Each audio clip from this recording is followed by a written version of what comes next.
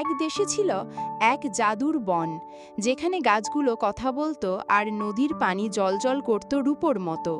সেই বনে থাকতো একটি ছোট্ট নীল রঙের ড্র্যাগন, নাম তার লুমো, যার ডানা থেকে রংধনুর আলো বের হতো।